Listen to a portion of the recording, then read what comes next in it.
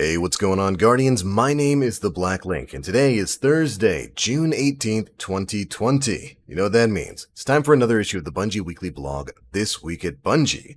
This time, curiously, released during the day rather than during the evening, although I'm perfectly fine with that. It means I actually get a chance to do this as it's coming out, rather than when I get back in from work, so big ups to you, Bungie, there. Of course, we've had another big week here in the world of Destiny 2. It's week 2 of Season of Arrivals, and this week we've got some patch notes, we've got some hot fixes and some stuff going in to fix a few things that Bungie broke, as well as a weapon or two that might have needed adjusting. You know what I'm talking about, Witherhoard. But first things first, it is GCX season once again, and this time Bungie is getting directly involved in the fun. Guardians have already raised over $4 million for the St. Jude Research Hospital for Children.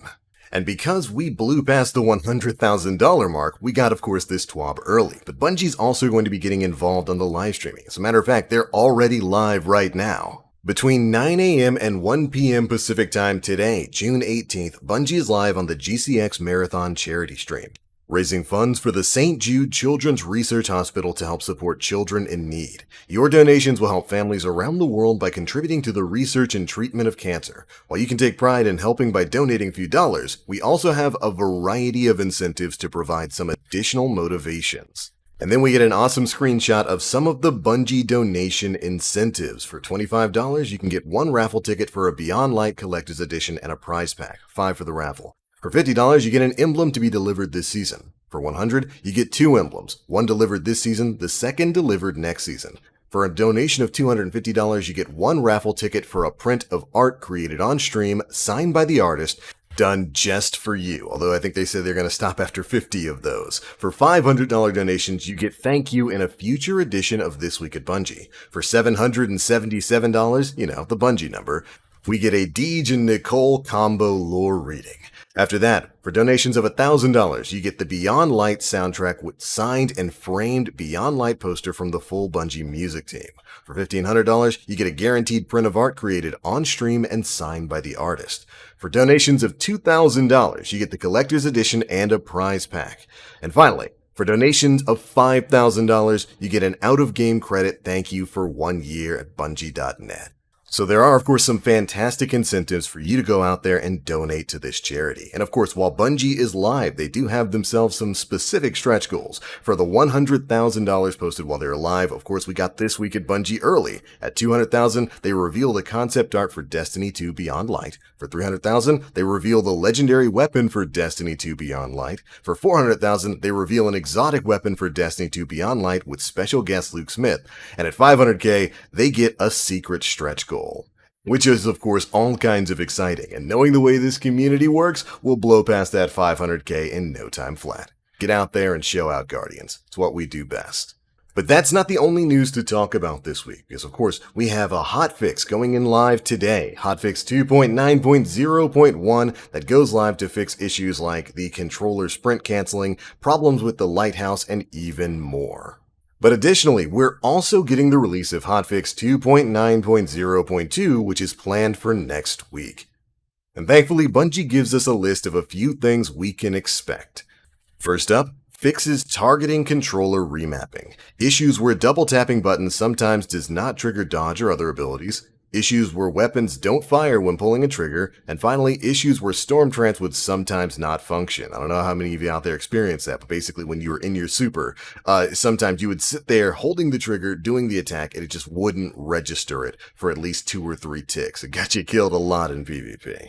Next up, they fixed an issue where Witherhoard deals excessive amounts of damage to various bosses. This is a hilarious glitch that was noticed immediately upon the season's arrival. Basically, you take Witherhoard, I think you have to have at least 2 people using it, and then you start stacking multiplicative buffs, so stuff like Hammer Strike or Well of Radiance or Weapons of Light, and then you just shoot a boss or something at the same time with Witherhoard, and for whatever reason, it just voided out that boss's entire health. Made running strikes pretty interesting. Next up, they fixed an issue where solo completion of the Prophecy Dungeon does not unlock the associated triumph. They fixed an issue where various reward sources were dropping at 750 power rather than at a Guardian's power level. And finally, they fixed an issue where the Tommy's Matchbook Catalyst quest was removed from player inventory. Hopefully you won't have to restart it if it was indeed removed from your inventory. Anyways, they go on to say that they have a laundry list of other changes that the team is currently investigating. Our next update is planned for early July, so stay tuned for another patch note preview in the coming weeks. But there we go, that's your preview of the hotfix coming next week for 2.9.0.2. Now for 2.9.0.1, which went live a little bit earlier today, the servers are on maintenance right now. That fixed things like the sprint cancel if you press sprint too many times, on controller. That was a problem that was introduced with the controller remapping.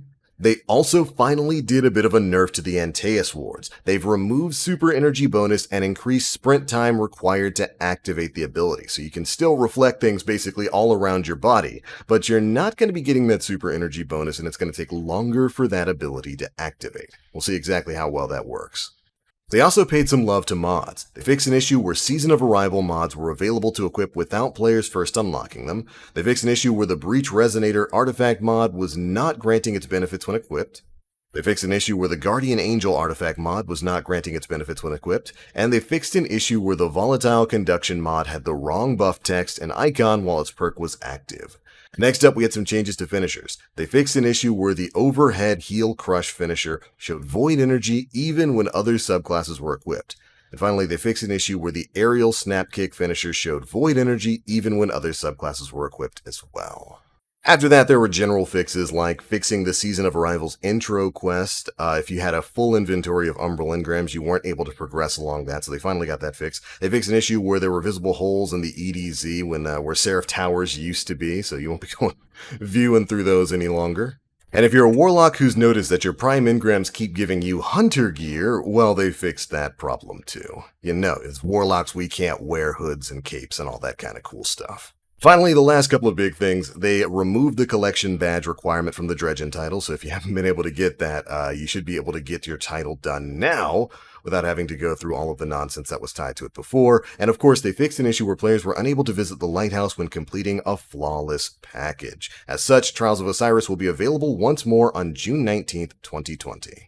But there we go, that's it for the major changes in today's hotfix patch 2.9.0.1. Again, 2.9.0.2 is going to be dropping next week. Alright, the last real thing to talk about for this week's TWAB are some pre-order bonuses that are going to be coming alongside Destiny 2 Beyond Light. We got a great look at some of the rewards that you'll be able to get if you pre-order the game now. When pre-ordering Destiny 2 Beyond Light, players will be granted access to multiple in-game bonuses. For all editions, you'll be getting the exotic Rhymed Ghost Shell and a legendary emblem. For those of you who pick up the Deluxe and Collector's Edition, you'll also get the exotic Freeze Tag emote.